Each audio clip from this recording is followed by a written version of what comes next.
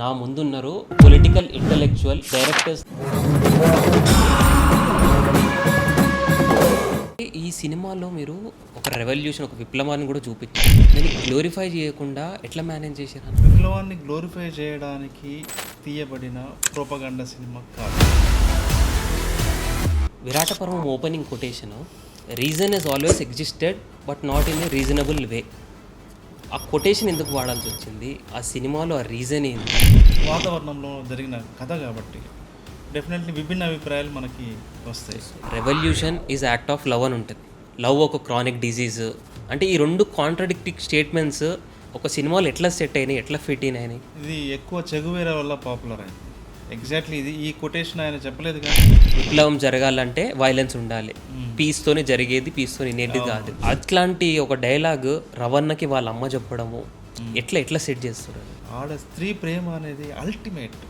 ఈ తుపాకీ కొట్టుల్లో శాంతి లేదురా. ఎప్పుడన్నా మీ డైరెక్టోరియల్ జడ్జిమెంట్ తప్పు పోయింది, ఇది ఇట్లా చేస్తే బెటర్ అనిపించదు? నిజంగా విరాట పర్వం ఇప్పుడు తీస్తే ఇంకొంచెం బెటర్గా తీసేవాడిని ఏమో. బెటర్ అంటే ఏం యాడ్ చేస్తుండే? రవణ పాత్ర యొక్క ఫ్లాష్ బ్యాక్ ఉండేది, షూట్ చేసాం మేము, కానీ ఎడిటింగ్లో లేదు. అంటే అది కీ సీన్స్ ఏమైనా ఉండే కదా, important scenes, important extraordinary drama ఉండేది. ఎడిటింగ్లో తీసేయడం జరిగింది వేరే వేరే కారణాలు ఏముండే అన్న సీన్లో ఉండే. ఇక అది ఇప్పుడు ఎందుకు డిస్కషన్. అది తెలంగాణ డైరెక్టర్ అని అనుకోవచ్చా? ఒక ప్రాంతానికి చెందిన డైరెక్టర్గానే ఉండడం నాకు ఇష్టం లేదు. సో అలా నన్ను జడ్జ్ చేయొద్దు.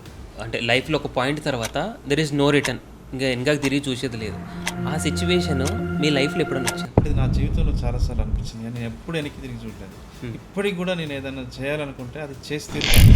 People are allowed to choose who will oppress them అని చెప్పి అది డెమోక్రటిక్ లెనిన్ అంటాడు. లెనిన్ క్రిటిసిజం కొంచెం హార్ష్గా ఉంటుంది, కానీ కొన్ని కేసెస్లో జనాల చాయిస్ కూడా మ్యానిపులేట్ కాబడుతుంది. నిఖిల్, పొలిటికల్ పాడ్కాస్ట్ నుంచి డైరెక్టర్స్ని ఎందుకు పాడ్కాస్ట్ చేస్తున్నారని చెప్పి మీరు అందరూ అడగొచ్చు. నా ముందున్నారు పొలిటికల్ ఇంటలెక్చువల్, ఫిలాసఫీ తెలిసిన ఫిలిం మేకర్స్కి సొసైటీ పట్ల ఒక బాధ్యత ఉంటుందని నా ఒపీనియన్. సొసైటీలో జరిగే నిజాలను ఒక ప్రతిబింబంలా చూపించేది సినిమా. ఈరోజు మన ముందు సొసైటీ గురించి, ఫిలాసఫీ గురించి, లవ్ గురించి మాట్లాడడానికి వీణన్ ఉన్నారు. అన్న నమస్తే. బాగున్నారా అన్న? నాకు విరాట పర్వం నుంచి స్టార్ట్ చేసాం మనం. Virata Parvam opening quotation, reason is always existed but not in a reasonable way. ఆ కొటేషన్ ఎందుకు వాడాల్సి వచ్చింది? ఆ సినిమాలో ఆ రీజన్ ఏంది? దాన్ని మేము ఎట్లా ఇంటర్ప్రిట్ చేసుకోవాలి? సొసైటీలో రీజన్ ఉంటుంది, కానీ మనం తీసుకునే డిసిజన్స్, ఎమోషనల్ కండిషన్స్, పాలిటిక్స్ ఇవన్నీ కలిసి ఆ రీజన్ని డిస్టార్ట్ చేస్తాయి. అలాగే విరాట పర్వంలో కూడా రీజన్ ఉంటుంది, కానీ ఇట్స్ అ ట్రూత్, ఒక ఎమోషనల్ ట్రూత్. ఎందుకంటే విరాట పర్వం అనేది ఒక మోరల్ డైలమా వల్ల జరిగిన ఒక హ్యూమన్ కండిషన్ని డిపెక్ట్ చేసిన సినిమా అది. ఆ సినిమాలో ఉన్న ఆ కథ యొక్క తాత్విక పునాదికి, ఆ ఫండమెంటల్ ఫిలాసఫీకి ఈ కొటేషన్కి రిలవెన్స్ ఉండటం వల్ల అది సినిమా ప్రారంభంలోనే వేయడం జరిగింది. అంటే మన ఆడియన్స్కి ఇంకొంచెం విడమీర్చి ఏంటిది ఆ రీజన్? ఆ సినిమాలో రీజన్ ఏంటి? రీజన్ ఎప్పుడు కూడా ఒకేలాగా ఎగ్జిస్ట్ అయి ఉండదు. Okay, it's a philosophical quotation. Reason ఎప్పుడు కూడా ఒకేలాగా ఎగ్జిస్ట్ అయి ఉండదు. ఆ సందర్భము, ఆ సమయము, ఆ టైంలో మనం తీసుకునే నిర్ణయాలు, మనల్ని ప్రేరేపించే రాజకీయ అంశాలు, మన భావోద్వేగాలు ఇవన్నీ కలిసి రీజన్ని డిస్టార్ట్ చేస్తాయి. ఓకే, అది వేరే అంటే ఎగ్జిస్టింగ్గా ఉన్న రీజన్ కాస్త రీజనబుల్గా కాకుండా వేరేలాగా మారుతుంది. మీరు విరాట పర్వము సినిమాలో ఆమెని చంపడానికి అతనికి రీజన్ ఉంది, కానీ అది రీజనబుల్ కాదు. వెన్నెలని చంపడానికి అతనికి రీజన్ ఉంది, ఎందుకంటే ఈ అమ్మాయి కోవర్టు అని అతని ఎంక్వైరీలో తెలిసిన విషయాల వల్ల అతను అది రీజన్గా భావించి అతను చేశాడు, కానీ that's not at all reasonable. Okay, అయితే నేను సినిమా చూస్తున్నంతసేపు ప్రేమ రీజన్ అనుకున్నాను. ప్రేమ ప్రేమనే రీజన్ అనుకున్నా. ఎమోషన్ అంతే. Hmm. Yeah, Prema it's emotion. అంటే ఈ సినిమాలో మీరు ఒక రెవల్యూషన్, ఒక విప్లవాన్ని కూడా చూపించారు. దాన్ని గ్లోరిఫై చేయకుండా ఎట్లా మేనేజ్ చేశారన్న? ఇది విప్లవాన్ని గ్లోరిఫై చేయడానికి తీయబడిన ప్రోపగండా సినిమా కాదు. ఇది ఒక ఉమెన్ సెంట్రిక్, ఉమెన్ లవ్. అంటే ఒక స్త్రీ ఒక పురుషుణ్ణి ప్రేమిస్తే ఎంత దూరమైనా వెళ్తుంది, ఎక్కడికైనా వెళ్తుంది, ప్రాణ త్యాగానికైనా సిద్ధమవుతుంది అని చెప్పే ఒక ఎమోషనల్ జర్నీ ఈ సినిమా. కాబట్టి మనము పనిగట్టుకొని ఈ ప్రేమ అనే దాన్ని ఒక ముఖద్వారం లాగా భావించి రెవల్యూషన్ని ప్రజలకు చెప్పాలనే ఇంటెన్షన్ ఫిల్మ్ మేకర్గా నాకు లేదు. కేవలం ఆమె ప్రేమ, ఆ ప్రేమలో ఉన్న ఆ ప్రేమ ఏ ప్రేమ, అది మామూలు ప్రేమ కాదు. ఒక స్పిరిచువల్ లెవెల్లో ఉన్న ప్రేమ. ఒక మీరాబాయి, ఒక సిద్ధేశ్వరి, ఒక భ్రమరాంబ, అలాంటి పాత్రలు పురాణాల్లో ఉన్నటువంటి పాత్రలు, లేకపోతే మన హిస్టరీలో ఉన్నటువంటి పాత్రలు, ఒక ఆధ్యాత్మిక స్థాయిలో ప్రేమని ప్రకటించిన పాత్రలు ఎలా అయితే ఉన్నాయో అలాంటి పాత్ర వెన్నెల పాత్ర. అందుకనే దాన్ని కేవలం హానెస్ట్గా, ప్యూరిటీగా, స్వచ్ఛంగా ఇది ప్రేమ సినిమా అనే తీయాలనుకున్నాను. అలాగే తీసా. నేను పెట్టొచ్చు, ఒక సాంగ్ పెట్టొచ్చు, సారంగధరి అలాంటి సాంగ్ పెట్టొచ్చు, ఏది సాయి పల్లవి లాంటి అద్భుతమైనటువంటి డ్యాన్సర్ని, అద్భుతమైన నటిని పెట్టి. కానీ మేము అలా చేయలేదు. వాంటెడ్లీ ఎక్కడ అడ్వాంటేజ్ తీసుకొని రాయటం కానీ తీయటం కానీ నేను చేయలేదు. ప్యూర్గా అలా ఒక ఊట నీటి చెలిమ ఉంటుంది కదా, అలా ఎంత స్వచ్ఛంగా ఉంటుందో అలా ఈ సినిమాని అలా చేయాలనుకున్నాము. అలాగే చేసాం. అది కొంతమందికి నచ్చింది, కొంతమందికి నచ్చలేదు. ఎందుకంటే మనము ఎంత లేదన్నా కూడా ఒక పొలిటికల్ వాతావరణంలో జరిగిన కథ కాబట్టి డెఫినెట్లీ విభిన్న అభిప్రాయాలు మనకి వస్తాయి. అలా వచ్చినాయి. కొన్ని చోట్ల ఆడింది, కొన్ని చోట్ల ఆడలేదు. బట్ నాకు అద్భుతమైన పేరు అయితే తీసుకొచ్చింది సినిమా. అయితే అన్న, సినిమాలో విప్లవాన్ని మీరు గ్లోరిఫై చేయకుండా బాగా చూపించారు, ఓకే. నాకు మీ పర్సనల్గా మీ ఒపీనియన్ ఏం కావాలంటే, రెవల్యూషన్ని మీరు ఎట్లా చూస్తారు? అంటే దాని ఒక ఎమోషన్ లాగా చూస్తారా? అది నెసెసిటీ కంపల్సరీ జరిగేదేనా? రెవల్యూషన్ అనేది థియరీ ప్రకారము ఒక హిస్టారికల్ ప్రాసెస్, కానీ ఎమోషన్ ఉంటుంది. ఎమోషన్ లేకపోతే రెవల్యూషన్ రాదు. అంటే ఎంత ప్రేమ ఉండాలి అంటే సొసైటీ కోసం, మనకు సంబంధం లేని మనుషుల కోసం, మనకు ఏమాత్రం స్వార్థం లేని దానికోసం ప్రాణత్యాగాలు చేయటం కావచ్చు, జీవితాల్ని పనంగా పెట్టి పనిచేయడం కావచ్చు, రెవల్యూషన్లోకి వెళ్ళడం కావచ్చు, అదంతా కూడా ఎమోషన్, విపరీతమైనటువంటి భావోద్వేగం, సమాజం మీద, మానవాళి మీద అద్భుతమైనటువంటి ప్రేమ ఉన్నప్పుడే అది సాధ్యమవుతుంది. థియరీ ప్రకారం హిస్టారికల్ ప్రాసెసే కావచ్చు, కానీ ఎమోషన్ అనేది ఇంపార్టెంట్. ఆ ఎమోషన్ లేకపోతే అంత దూరం ఎవరు వెళ్ళరు. అయితే దానికి ఫాలో అప్ క్వశ్చన్ నాకు ఇంకోటి ఉంది. మన పోస్టర్స్ అన్నిటిలో revolution is act of love అని ఉంటుంది, కానీ అరణ్య అయితే సినిమాలో డైలాగ్స్ ఎట్లుంటాయంటే లవ్ ఒక క్రానిక్ డిజీజ్. అంటే ఈ రెండు కాంట్రడిక్టింగ్ స్టేట్మెంట్స్ ఒక సినిమాలో ఎట్లా సెట్ అయినాయి, ఎట్లా ఫిట్ అయినాయి? ఈ రెండు నిజమే. మీరు చెప్పిన 2 లైన్లు నేను సినిమాలో పెట్టాను. ఆ 2 కూడా నిజమే. ఆ 2 కాంట్రడిక్షన్ కాదు. ఆ సినిమాలో లవ్ అనేది ఒక డిసీజ్ అని చెప్తున్నాడు. అది ఆ పాత్ర యొక్క అభిప్రాయం. ఓకే. రెవల్యూషన్ అనేది ఒక యాక్ట్ ఆఫ్ లవ్ అనేది ఒక ఫిలిం మేకర్గా నా అభిప్రాయం. ఇది ఎక్కువ చెగువేరా వల్ల పాపులర్ అయింది. ఎగ్జాక్ట్లీ ఇది ఈ కొటేషన్ ఆయన చెప్పలేదు, కానీ విప్లవకారుడికి ఒక ఎనలేని ప్రేమ సొసైటీ మీద ఉన్నప్పుడే విప్లవం వస్తుంది. మానవాళి మీద ఒక అజరామరమైనటువంటి ప్రేమ ఉన్నప్పుడే విప్లవం వస్తుంది. చెప్పాలంటే ప్రేమ నుండే విప్లవం జనిస్తుంది. ప్రేమ యొక్క ప్రతిధ్వనే విప్లవము Hmm. అనేది నా భావన, అది నా ఇంటర్ప్రిటేషన్ అది. ఓకే. సో అది ఓకే. నాకు కొంచెం అరణ్య పర్స్పెక్టివ్ నుంచి కావాలి.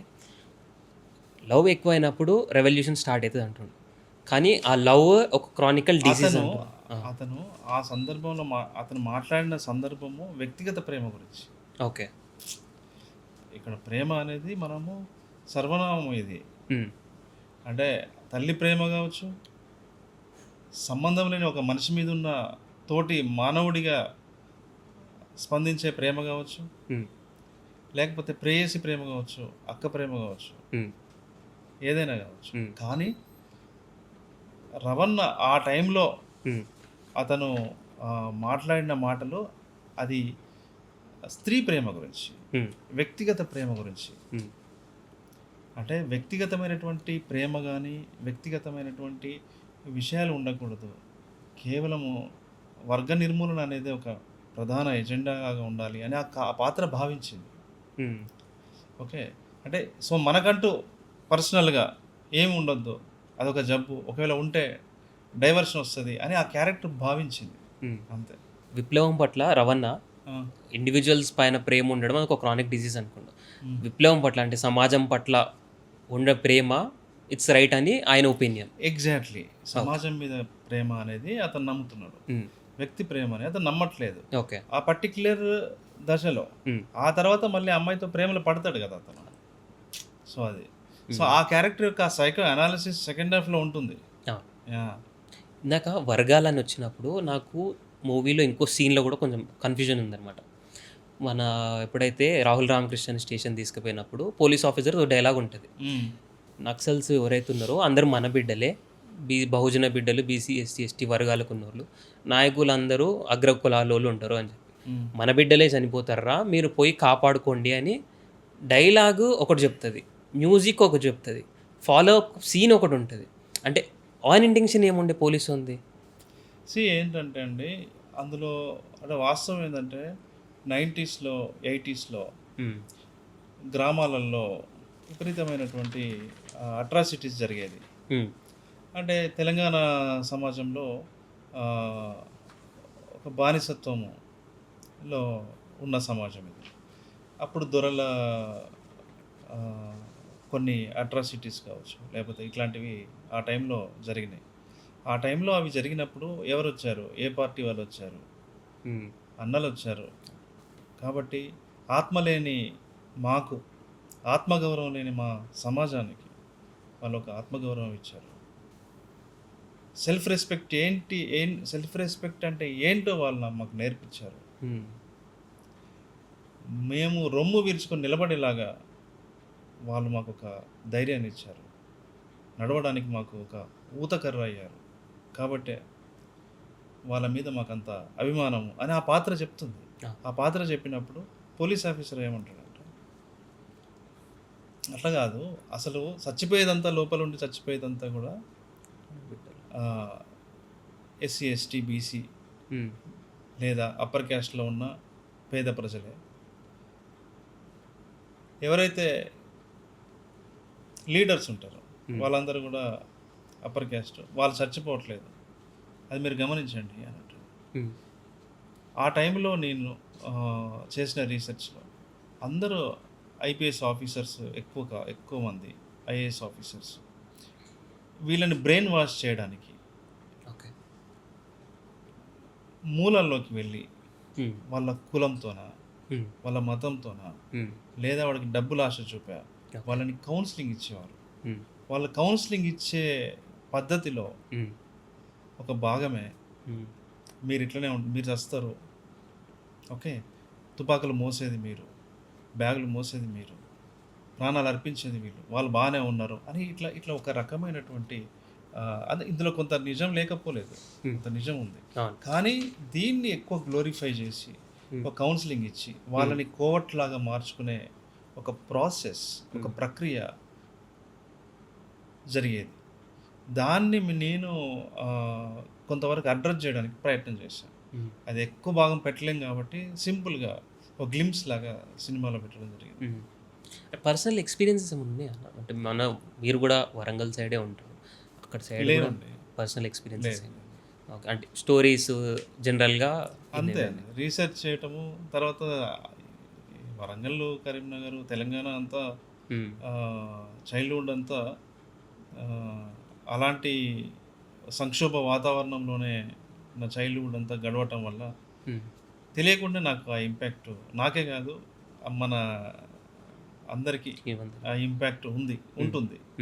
సో అట్లా ఆ ఇంపాక్ట్‌తోనే తెలియకుండా ఎవాల్వ్ అయిన ఒక క్రియేటివ్ పర్సనాలిటీ నాది కాబట్టి నేను ఈ సబ్జెక్ట్ ఎంచుకున్నప్పుడు అది కరెక్ట్‌గా నాకు న్యాయం జరిగిందనిపించింది. నేను ఎంచుకోవడం వల్ల దానికి న్యాయం జరిగింది ఆ కథకి అనిపించింది. ఓకే, అంటే స్టార్టింగ్ పాయింట్ ఏముండే అన్న? ఫస్ట్ మీకు ఆ 92 ఇన్సిడెంట్ ఒక క్లిక్ పాయింట్ లాగా ఉండేనా, లేకపోతే ఒక లవ్ స్టోరీ తీద్దాం అన్నాక దీన్ని దానికి ఇట్లా చేసి ఒక మంచి బ్యూటిఫుల్ స్టోరీ ఇద్దాం అనిపించింది నాకు ఆ ఇన్సిడెంట్ చదివినప్పుడు ఫస్ట్? అంటే ఆ ఇన్సిడెంట్ నాకు ఫస్ట్ ఇప్పుడు మన భరద్వాజ్ గారు ఉన్నారు కదా, జర్నలిస్ట్, సీనియర్ జర్నలిస్ట్ భరద్వాజ్ గారు, అతను మాకు చెప్పాడు అనమాట. అతను మా ఫ్రెండ్కి చెప్పాడు, గోపి జీ విహారీ అని మా ఫ్రెండ్కి చెప్పాడు. మా ఫ్రెండ్ నాకు చెప్పాడు. ఆ తర్వాత మేము ముగ్గురం కలిసి బేసిక్ స్టోరీ మీద కొంత వర్క్ చేసాం. తర్వాత నేను మళ్ళీ బాలగోపాల్ సార్ది చీకటి కోణాలు చదవటము, అది రీసెర్చ్ చేయటము.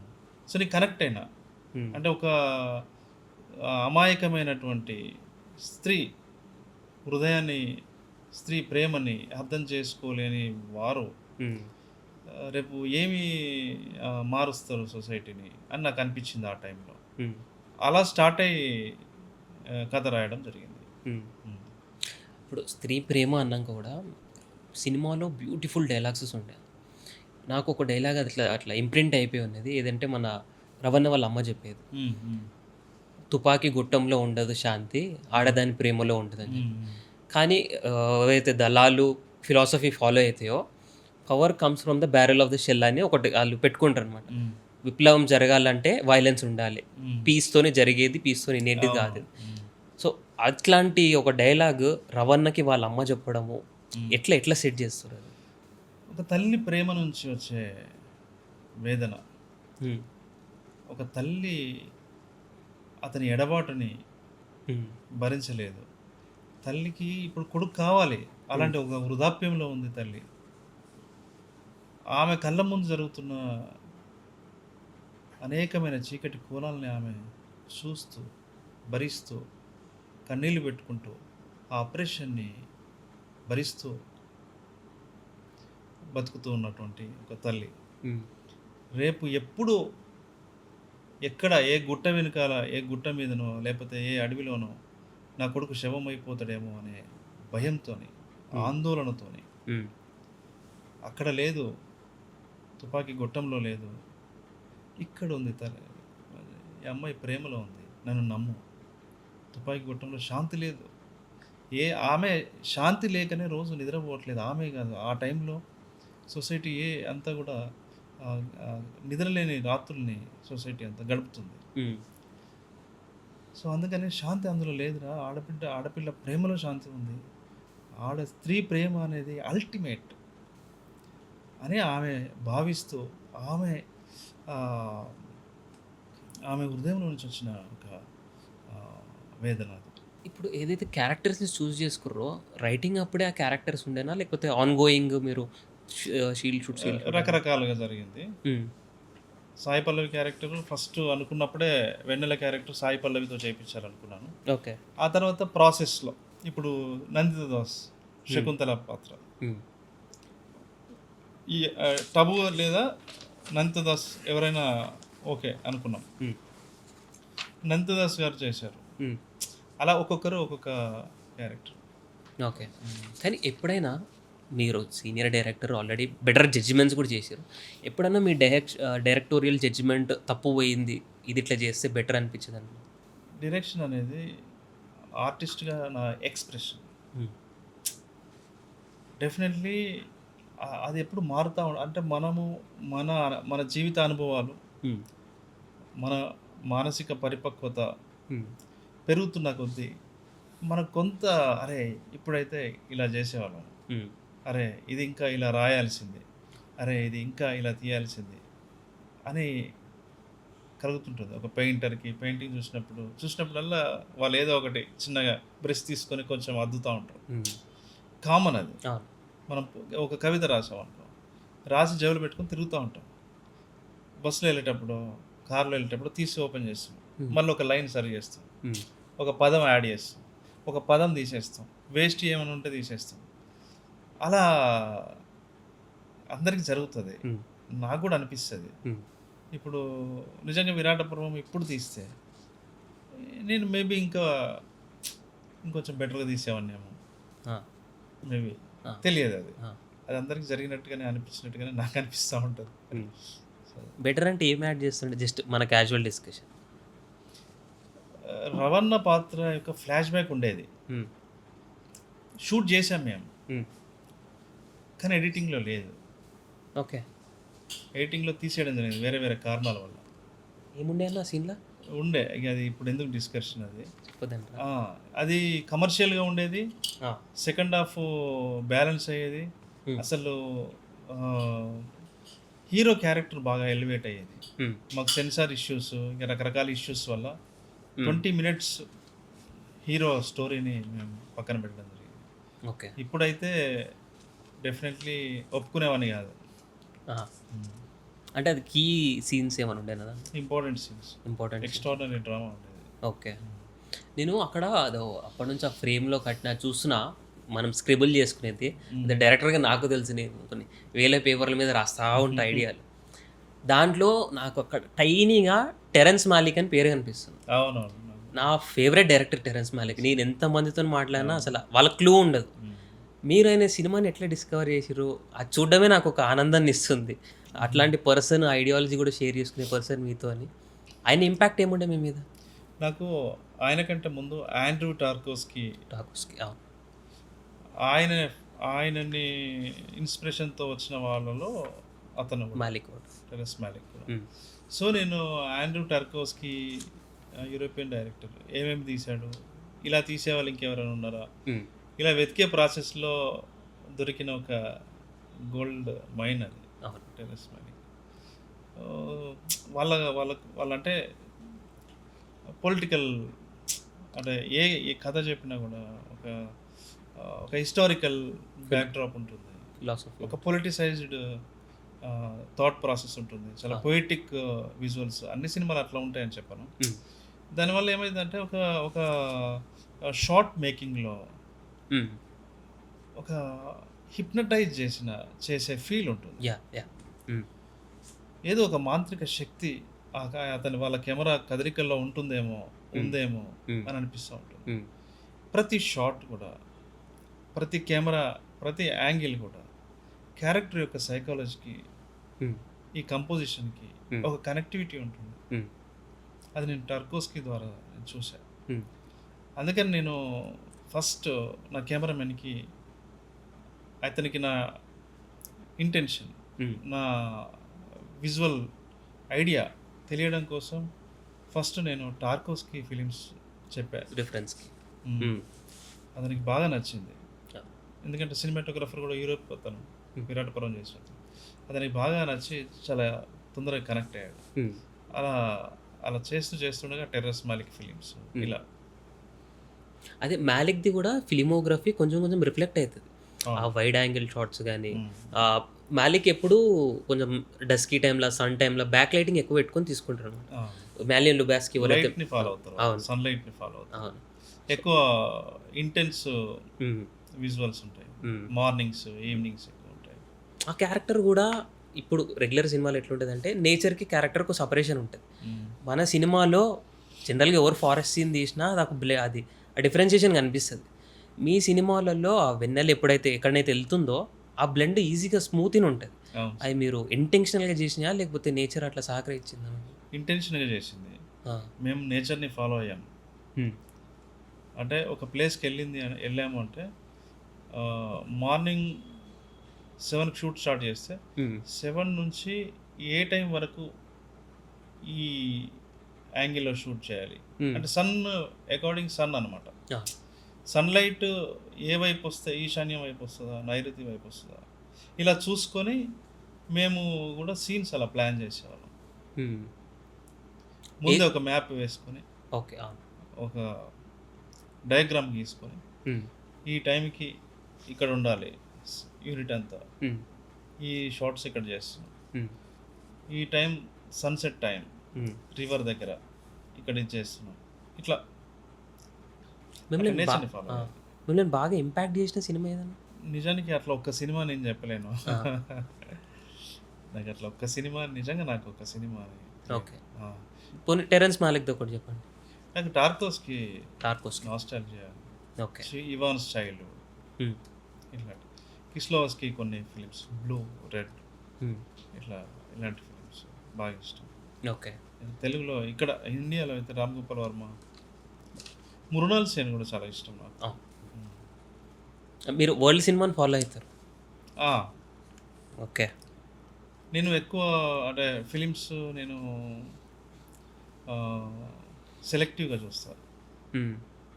అంటే కొంతమంది ఎందుకు ఫ్లాప్ అయిందో చూస్తారు కదా, నేను అట్లా చూడను. మేబీ అది కరెక్టో రాంగో తెలియదు, ఎందుకంటే 10 నిమిషాలకి 15 నిమిషాలకి మనకు అర్థమైపోతుంటుంది, దాంతో పక్కన పడేస్తాం. అలా మొదటి నుంచి అలా అలవాటు, అది మంచి అలవాటో చెడ్డ అలవాటో తెలియదు. సో నేను తర్వాత ఎందుకు అది ఫ్లాప్ అయింది అనేది రివ్యూస్ చదివి అలా అలా అలా నేను తెలుసుకుంటా తప్ప నేను ఇప్పటికీ ప్రతి శుక్రవారం వెళ్ళి థియేటర్లో కూర్చోను. నేను బాగుంది అంటే వెళ్తాను. ఒక మణిరత్నం సినిమా అలా వెళ్ళేది, రామ్ గోపాల్ వర్మ సినిమా అలా వెళ్ళేది అప్పట్లో, చిన్నప్పటి నుంచి మార్నింగ్ షోనే వెళ్ళేది.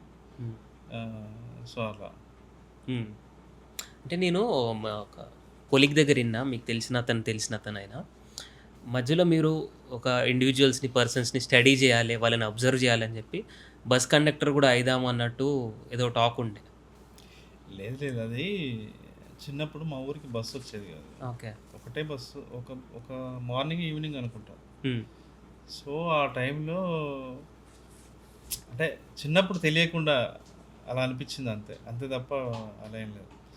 సీట్లు దొరికేది కాదు, కండక్టర్ ఇట్లా అంతే. అది ఏదో ఎక్కడో కామెడీగా చెప్పాను నేను. యాక్చువల్లీ దానికి ఫిలాసఫీ ఏం లేదు, అలా ఏం లేదు. జనరల్గా ఏంటంటే ఎవరికైనా కూడా ఎప్పుడు నీకు ఫిలిం మేకర్ అవ్వాలనిపించింది అని అంటే మనకు తెలియదు ఎప్పుడు వచ్చిందో. నాకు ఒక స్టేజ్లో డాక్టర్ అవ్వాలనిపించింది, ఒక స్టేజ్లో పోలీస్ ఆఫీసర్ ఐపీఎస్ ఆఫీసర్ అవ్వాలనిపించింది, ఫస్ట్ కండక్టర్ కావాలనిపించింది. అంటే చెప్తున్నాను అంతే. అంటే మనకు అలా అలా అలా మారుతూ ఉంటుంది, మనకు తెలియదు. ఒక స్టేజ్లో నక్సలైట్ అవ్వాలనిపించింది, ఒక స్టేజ్లో పొలిటీషియన్ అవ్వాలనిపిస్తుంటుంది, రకరకాలన్నమాట. పొలిటీషియన్ అయిదాం అనిపించింది అని చెప్తున్నా. ఇట్లా రకరకాల స్టేజెస్లో అట్లా అనిపిస్తుంది. అలా అంటే మీకు పొలిటీషియన్ అయిదాం, ఎందుకంటే మనది ఒక పొలిటికల్ ఛానల్ కాబట్టి నాకు అది పొలిటికల్ ఇంట్రెస్ట్ ఉంటుంది ఎవరికైనా కూడా, ఎందుకంటే నాది పొలిటికల్ క్యారెక్టర్. నేనేం చూసినా కూడా ఒక పొలిటికల్ లెన్స్లోనే నేను చూస్తా సొసైటీని, అన్నిటిని. ప్రభుత్వం ఒక కొత్త పథకం పెట్టిందన్నా కూడా నేను పొలిటికల్ లెన్స్లో చూస్తాను. కాబట్టి పొలిటికల్ ఇంట్రెస్ట్ ఉంది, కానీ నా నేచర్ దానికి సపోర్ట్ చేస్తలేదు నాకు తెలియదు. నా క్యారెక్టర్, నా పర్సనల్ క్యారెక్టర్. పొలిటికల్ ఇంట్రెస్ట్ అంటే బ్యాక్ అండ్ స్టడీ చేయడమా, లైక్ వాట్ ఎగ్జాక్ట్లీ అని? ప్రత్యక్ష పరోక్ష రాజకీయాలు కావచ్చు, సెఫాలజీ అన్న ఇంట్రెస్ట్ నాకు. మీరు అనేది బ్యాక్గ్రౌండ్లో ఉండి అలా స్ట్రాటజీస్, అది కూడా ఇంట్రెస్ట్ నాకు. అంటే ఫ్రంట్ ఎండ్ ఎప్పుడైనా చూడొచ్చా మిమ్మల్ని? తెలియదు మనకి, అంటే దానికి చాలా డబ్బులు కావాలి, అవన్నీ మన దగ్గర మనకంత లేదు. కాబట్టి ఇప్పుడు నేను కాన్సన్ట్రేషన్ అంతా ఫిలిమ్స్ మీద ఎక్కువ. నా కాన్సన్ట్రేషన్ అంటే ప్రొడక్షన్ హౌస్ పెట్టాను, ఒక సినిమా చేసాము, రాజు వెడ్స్ రాంబాయ్, అది మంచి సక్సెస్ అయింది. కథలు వింటూ ఉన్నాము, ఇంకా మంచి కథ ఏదైనా వస్తే మళ్ళీ చేయాలి అని 1-2 స్టార్ట్ చేసాము. దాంతోపాటు నేను డైరెక్షన్ చేసే సినిమా స్టార్ట్ అవుతుంది. సో నిర్మాతగా, డైరెక్టర్గా అలా నేను ఇంకా ఇప్పుడే బిగినింగ్ స్టేజ్లో ఇప్పుడే అడుగులు వేస్తున్నా. కాబట్టి ఇంకా ఉన్నత స్థాయిలోకి వెళ్ళాలి, ఆ తర్వాత చూద్దాం. మనం ఇప్పుడు ఒక తెలంగాణ డైరెక్టర్ అని అనుకోవచ్చా, లేకపోతే జనరల్గా డైరెక్టర్ అని అలా? అంటే ఇప్పుడు అలా ఏం లేదు. అట్లా లేదంటారా? ఇండస్ట్రీలో భేదాలు లేవంట. అంటే డిజిటలైజేషన్ అయిపోయింది. డిజిటలైజేషన్ ఎరాని దాటి ఇప్పుడు మనము వీఆర్ ఇన్ స్ట్రీమింగ్ ఎరా. స్ట్రీమింగ్ అంటే ఓటీటీ ఎరా. ఓటీటీ ఎరాలో సినిమా అంతా Telangana cinema, Tamil Nadu cinema, Telugu cinema అనేది లేదు ఇప్పుడు. ఇప్పుడు సౌత్ ఇండియన్ సినిమా ఉంది, నార్త్ ఇండియన్ సినిమా ఉంది, ఇండియన్ సినిమా ఉంది. కొన్ని సినిమాల్ని సౌత్ ఇండియన్ సినిమా అంటున్నారు, కొన్ని సినిమాని నార్త్ సినిమా అంటున్నారు, కొన్ని సినిమా ఇండియన్ సినిమా అంటున్నారు అనమాట. సో ఎందుకంటే డిఫరెంట్ కంటెంట్ని యూరోపియన్ ఇప్పుడు ఇంతకుముందు మనం ఇక్కడ రిలీజ్ అయ్యేటివే చూసేవాళ్ళం. ఎప్పుడన్నా ఇంగ్లీష్ ఫిలిమ్స్ ఇక్కడ రేర్గా చూసేవాళ్ళం. కానీ ఇప్పుడు ఏంటి, ఓటీటీస్ వచ్చిన తర్వాత డిఫరెంట్ కథల్ని చూస్తున్నాం, డిఫరెంట్ సినిమాల్ని చూస్తున్నాం. ఓహో ఈ కథని ఇలా కూడా సినిమా తీయొచ్చా, ఓహో ఇలాంటి అంశంతో కూడా సినిమా తీయొచ్చా అని విభిన్నమైనటువంటి కథా వస్తువుల్ని మనం చూస్తున్నాం ఇప్పుడు. ఓకే, సొసైటీలో ఫిలిం లిటరసీ పెరిగిపోయింది. ఇంతకుముందు తీసే వాళ్ళకే ఉండే, ఇప్పుడు చూసే వాళ్ళకి ఇంకెక్కువ పెరిగింది ఫిలిం లిటరసీ. చూసే వాళ్ళకి ఇంట్రెస్ట్ ఎక్కువ ఉంది, ఫిలిం లిటరసీ పెరిగింది. దానివల్ల ఏమైపోయిందంటే చాలా విశాలంగా మారింది ఇప్పుడు. అంటే అఫ్కోర్స్ లోకల్ సినిమానే గ్లోబల్ సినిమా. నేను ప్రౌడ్గా ఫీల్ అవుతా తెలుగు సినిమా డైరెక్టర్ అనడానికి. కానీ నీకు టెక్నికల్గా ఇలా ఉన్నా కూడా ఇప్పుడు అంతా కూడా మారిపోయింది. ఇంగ్లీష్ ఫిలిం కూడా మనం తీయవచ్చు ఇక్కడ ఉండి, ఎనీ లాంగ్వేజ్ ఫిలిం మనం తీయవచ్చు. సో మనము ఒక సబ్ రీజనల్గా దానికి మనము లేబుల్ మనం వేసుకొని మనమే చిన్నగా చేసుకోవడం ఎందుకు. సో అందుకనే నేను ఒక ప్రాంతానికి చెందిన డైరెక్టర్గానే ఉండడం నాకు ఇష్టం లేదు.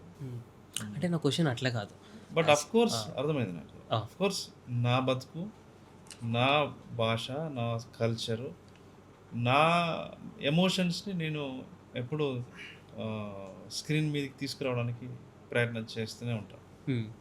ఇప్పుడు కమింగ్ ప్రాజెక్ట్స్ ఏమైనా ఉన్నాయన్న సోషల్ ఇష్యూస్ పైన కానీ తెలంగాణకు రిలేటెడ్ కానీ? తెలంగాణ రిలేటెడ్ ఏం లేవు, ఒక ఫిలిం చేస్తున్నాడు. సోషల్ అని ఏం లేదు. అంటే మనం ఇప్పుడు మన ఏ డైరెక్టర్కైనా కూడా ఏంటంటే కొంతమంది మీరు అబ్జర్వ్ చేస్తే ఎక్కువ క్రైమే తీస్తూ ఉంటారు, కొంతమంది రొమాంటిక్ కామెడీ తీస్తూ ఉంటారు, కొంతమంది ఏం చేసినా కొంత పొలిటికల్ టచ్ ఉంటుంది. ఆ బాపత్తి నేను అంతే తప్ప వాంటల్ని జనాలను ఉద్ధరించడం కోసం ఏదో ఒక సొసైటీలో ఉన్న పాయింట్ తీసుకొని చేయాలని నేను ఎప్పుడు అనుకోను. నేను ఏం చేసినా కూడా తెలియకుండానే నా వ్యక్తిత్వం అందులో రిఫ్లెక్ట్ అవుతుంటుంది. సో అలా నన్ను జడ్జ్ చేయొద్దు నా సినిమాని చూసి. నీకు జనాలకు చెప్తున్నా. సో తెలియకుండా మన నేచర్, మన స్వభావమే మన సినిమా. ఎప్పుడు కూడా మన టెంపర్మెంటే మన సినిమా. ఫిలిం డైరెక్టర్ యొక్క టెంపర్మెంటే సినిమా. అది రిఫ్లెక్ట్ అవుతూ ఉంటుంది. కొన్నిట్లకు కాకపోవచ్చు, అది చెప్పలేము. అది అన్న కాఫ్కాది ఒక కోట్ ఉంటుంది, జనరల్గానే ఉంటుంది, ఏ బుక్లో ఉంటుంది, నేను కూడా రిఫర్ చేయలేను. ఆఫ్టర్ సర్టన్ పాయింట్, అంటే లైఫ్లో ఒక పాయింట్ తర్వాత దెర్ ఈజ్ నో రిటర్న్, ఇంకా వెనకాకి తిరిగి చూసేది లేదు.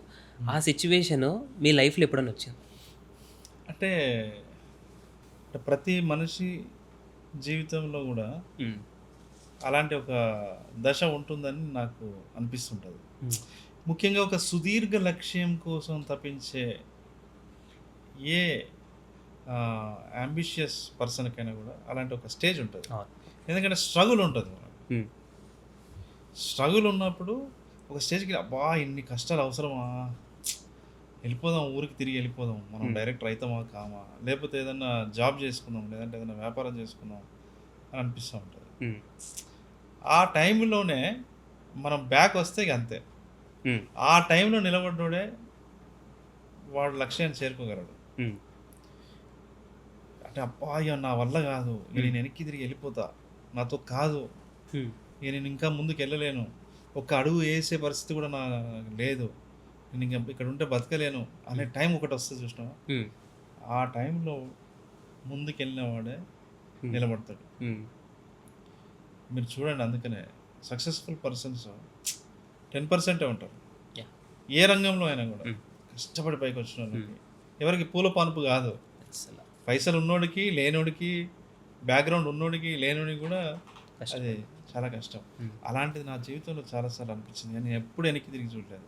ఇప్పటికి కూడా నేను ఏదైనా చేయాలనుకుంటే అది చేసి తీరుతా అంతే. అది టైం పట్టొచ్చు, లేకపోతే తొందరగానే అయిపోవచ్చు కానీ ఒకటి నో పాయింట్ రిటర్న్ అయ్యే ఛాన్సే ఉండదు. అట్లనే నాకు ఇంకో ఫిలాసఫర్ది కూడా ఒక లైన్ అట్లా ఉండిపోయింది అనమాట. People are allowed to choose who will oppress them అని చెప్పి అది డెమోక్రటిక్ దాని రెఫరెన్స్లో అంటారు. లెనిన్ అంటాడు.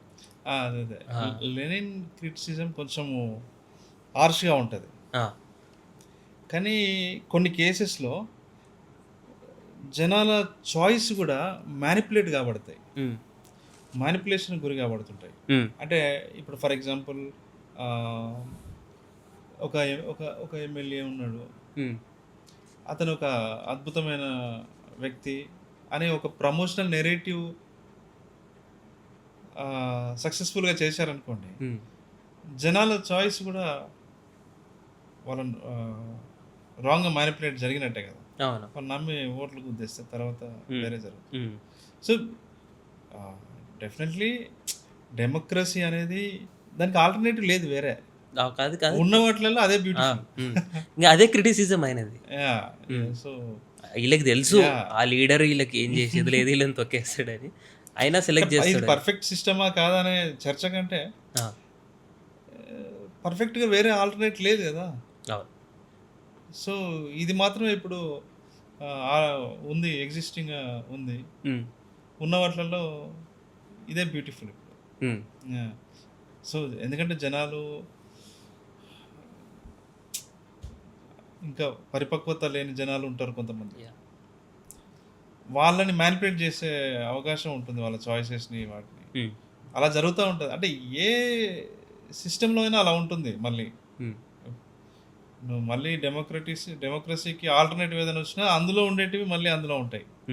సో అది ఓకే. అంటే నేను కూడా ఒక డైరెక్టర్ని, స్టోరీలు రాసుకుంటా ఉన్న 5 years నుంచి నాకు కూడా ఒక కాన్సెప్ట్ ఒక 6 years నుంచి అట్లా ఉంది.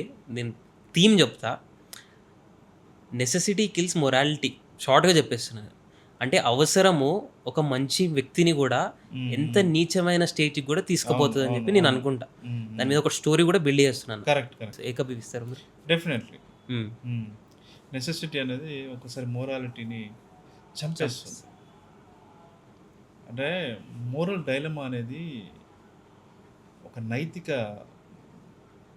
నైతిక గందరగోళం, కన్ఫ్యూజన్ అనేది తెలియకుండానే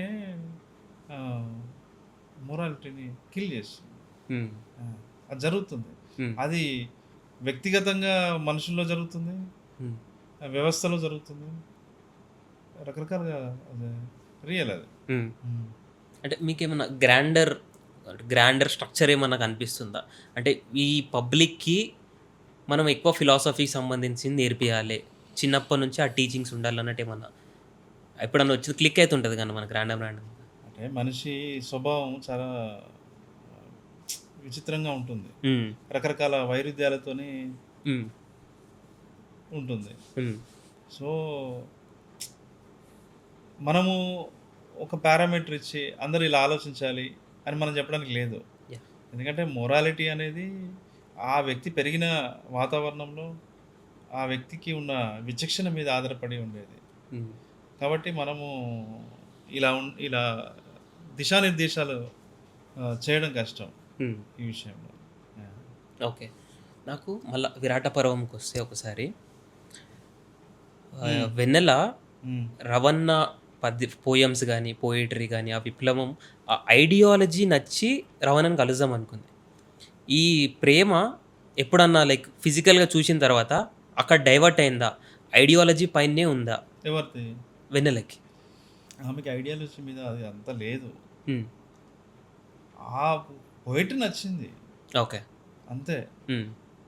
పోయిటరీ నచ్చింది, ఆ మనిషి నచ్చాడు, అంతే.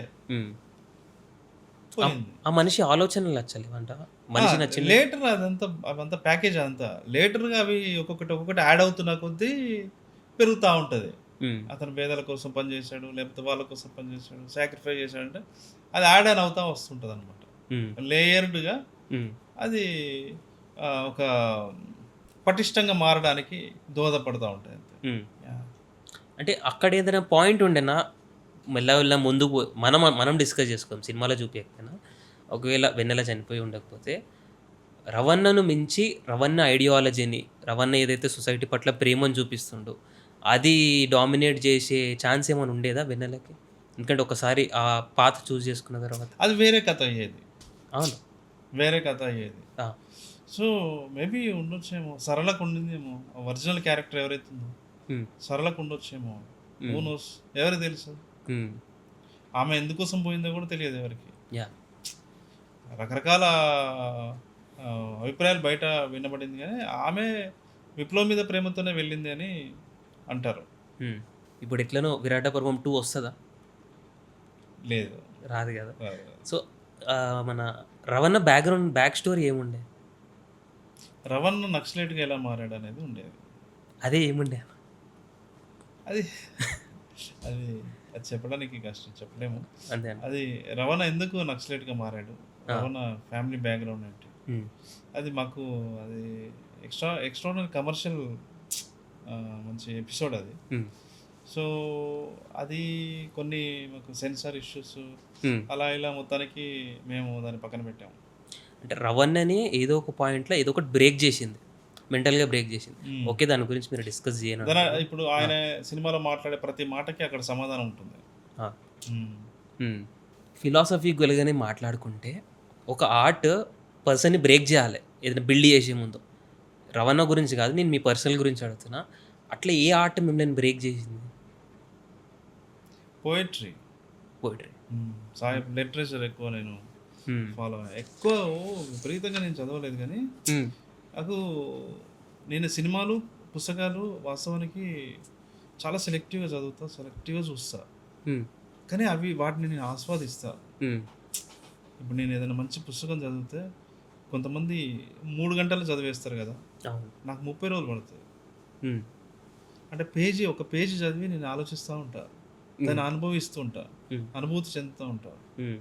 మనం చిన్నపిల్లలు చిన్నప్పుడు ఐస్ క్రీమ్ తినేటప్పుడు చీకేటప్పుడు చప్పరించుకుంటా ఎట్లా మనం ఎంజాయ్ చేస్తాం, లాలీపాప్ తినేటప్పుడు అది అయిపోతుంది అనే బాధ ఉంటుంది కదా. అలా ఏదైనా గ్రేట్ బుక్ చదివినప్పుడు నేను చాలా డేస్ చదువుతా. ఇప్పటికీ ఇంకా పూర్తి కాని పుస్తకాలు చాలా ఉన్నాయి నా దగ్గర. ఇప్పుడు మీరు కింద ఆఫీస్లో చాలా చాలా పుస్తకాలు చూస్తుంటారు, పైన చూస్తుంటారు, అందులో 10% కూడా చదవలే నేను. ఏదన్నా మనం రీసెర్చ్ కోసం కావాలి అన్నప్పుడు చదువుకోవడం, అలా రీసెర్చ్ కోసం చదివినా ఎక్కువ ఉన్నాయి. ఏదైనా ఆర్టికల్ రాయాలా, లేదంటే ఇంకేదైనా చూడాలి, ఇంకేదైనా చదవాలి, నేను అన్నప్పుడే నేను అవి చదువుతూ ఉంటాను. ఎందుకంటే నేను ఒక సినిమా చూడడమైనా పుస్తకం చదవడమైనా ఏదో ఏదో టైంపాస్కి నేను చేయను. యథాలాపంగా ఏదో బీర్ పెట్టుకును, కూల్ డ్రింక్ పెట్టుకును అట్లా సినిమా చూడడం అట్లా రాదు నాకు. పాప్కార్న్ తింటూ సినిమా చూడడం, పాప్కార్న్ తింటూ చదవడం అట్లా తెలియదు నాకు. అది చాలా సీరియస్గా చూస్తుంది. ఫ్యామిలీతోనో ఫ్రెండ్స్తో సినిమాకి వెళ్ళినప్పుడు అంటే ఓకే, మామూలుగా మనం పోయేదే ఎంజాయ్ చేయడానికి వెళ్తాంలే అన్నట్టుగా ఉంటుంది. నిజంగా సెలెక్టివ్గా నేను ఏదైనా సినిమా చూడాలనుకుంటే దాన్ని కూడా ఒకరోజు అయిపోదు నా సినిమా, అలా చూస్తూనే ఉంటా. ఓకే, కాసేపు చూసి అలా పాజ్ పెడతా, ఆలోచిస్తూ ఉంటా, అలా జరుగుతూ ఉంటుంది. అంటే స్టడీ చేస్తారా క్యారెక్టర్ ఎందుకు ఇట్లా చేస్తుంది, ఏంది ఆర్క్ అన్నట్టు? ఓకే, అట్లా మీకు బాగా టైం తీసుకునే సినిమా ఇది? అసలు ఇప్పటికీ టార్కోస్కి సినిమాలు పూర్తిగా చూడలే నేను. ఓకే, ఇప్పటికి నేను చూడలే, అంటే మొత్తం చూడలే. నేను ఇప్పుడు ఏదైతే 4-5 పేర్లు అవే చూసా, కానీ అవి మనల్ని విపరీతంగా ఇన్ఫ్లుయెన్స్ చేసాయి. నాకు అట్లా అసమర్థ జీవేతర పుస్తకం చాలా ఇష్టం, త్రిపురనేని గోపిచంద్ రాసి. అట్లాగే ఆయన రాసిన చీకటి గదులు కావచ్చు, అతను రాసిన మొదటి నవల పరివర్తన అనే ఒక నవల ఉంటుంది. ఇలా చాలా అద్భుతంగా తత్వవేత్తలని ఒక పుస్తకం రాశాడు ఆయన, చదువుతూనే ఉంటాను ఆయన. అలా మీరు మైదానం కూడా బాగా inspire అయ్యారంట.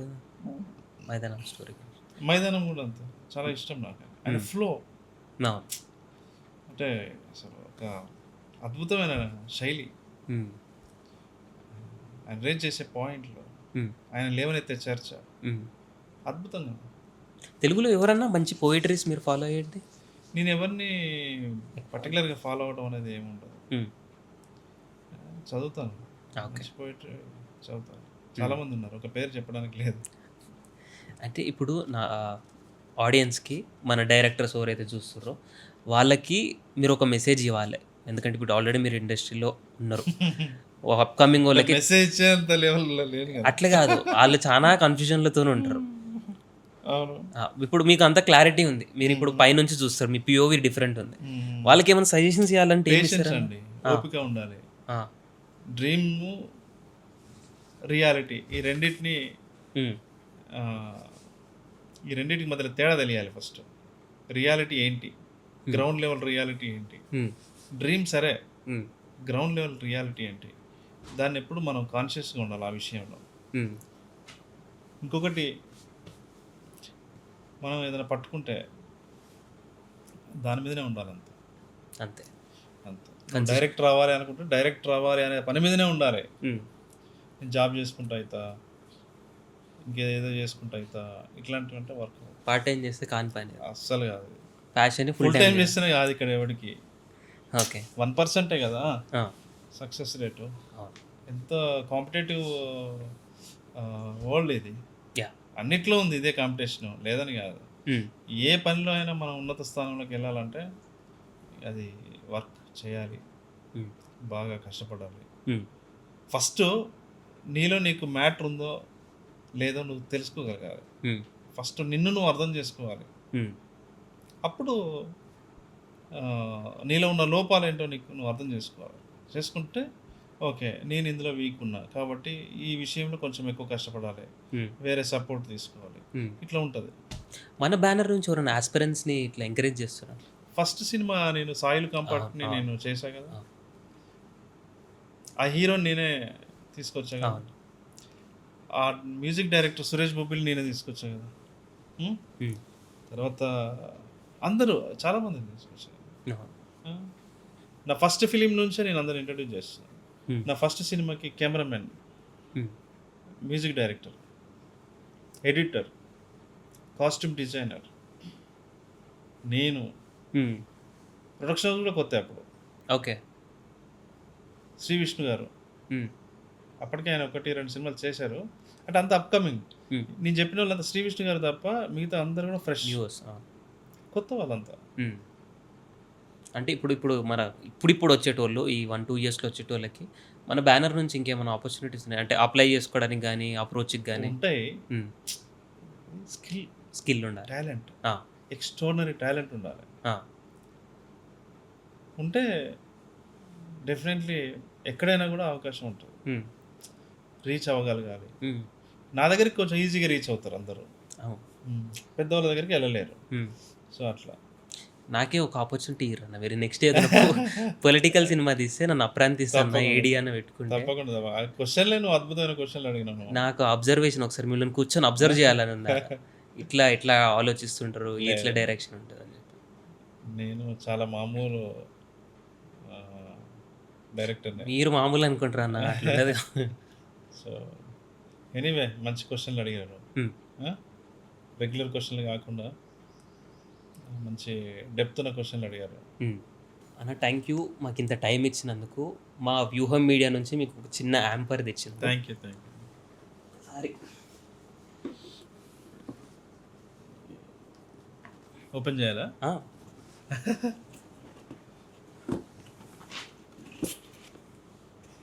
Oh thank you bro, thank you. నాకు డైరీ, ఇట్లా నోట్బుక్లు, పెన్స్ అంటే చాలా ఇష్టం. ఖాళీ ఉన్న టైంలో ఆ హిమాలయకు నాడికి వీడికి వెళ్ళి కొంటుంటా. Thank you so much brother. Thanks అన్న. Parker pen. Thank you so much. Thanks అన్న. ఇట్లనే మళ్ళీ ఫ్యూచర్లో కూడా టైం ఇస్తుండ్రి మాకు. తప్పకుండా ఇస్తా.